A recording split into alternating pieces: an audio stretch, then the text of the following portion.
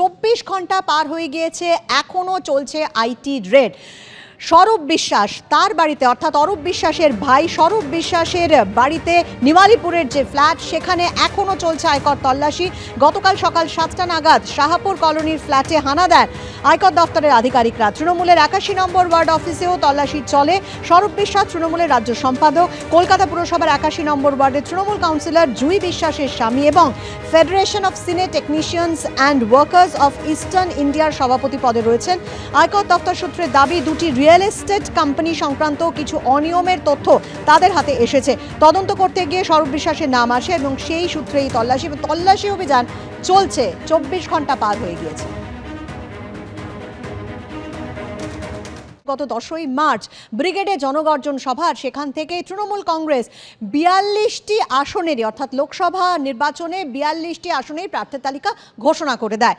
তারপর থেকেই যেটা দেখা যায় যে দলের ভেতর অভিমানী এবং ক্ষুব্ধ মুখের সংখ্যা যেন বাড়তেই থাকে এবং এই তালিকাতে প্রতিদিন আমরা দেখছি যে নাম যোগ হচ্ছে।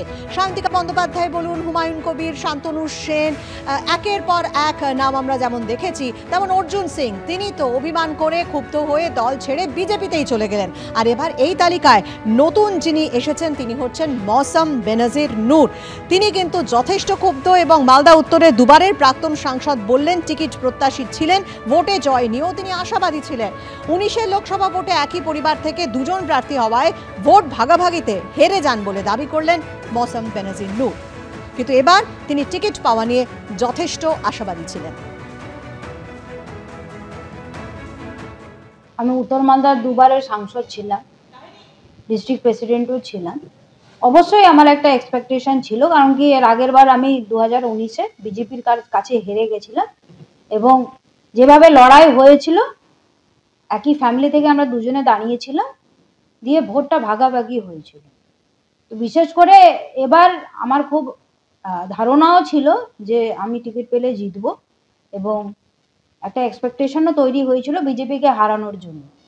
যাই হোক, আমাদের নেত্রী এবং দল সিদ্ধান্ত নিয়েছে যে এখানে প্রসূন ব্যানার্জি প্রার্থী হবেন এবং সেই ডিসিশনকে দলের একজন সৈনিক হিসেবে আমি ওয়েলকাম জানাই।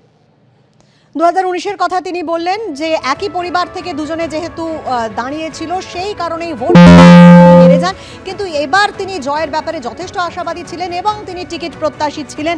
স্বাভাবিকভাবেই তিনি যে অভিমানী তা কিন্তু তার কথাতেই স্পষ্ট হয়ে গেল। আরও একবার আপনাদের জানাই যে মৌসম বেনজির নূর তিনি কিন্তু টিকিট না পাওয়ায় মুখ খুললেন এবং মালদা উত্তরের দুবারের প্রাক্তন সাংসদ তিনি বললেন যে টিকিট প্রত্যাশী ছিলেন এবং ভোটে জয় নিয়েও তিনি আশাবাদী ছিলেন।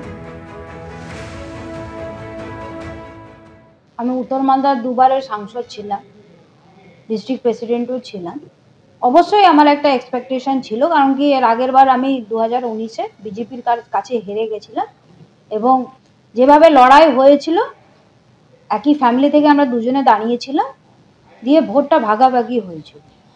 তো বিশেষ করে এবার আমার খুব ধারণাও ছিল যে আমি টিকিট পেলে জিতবো এবং একটা এক্সপেকটেশনও তৈরি হয়েছিল বিজেপিকে হারানোর জন্য।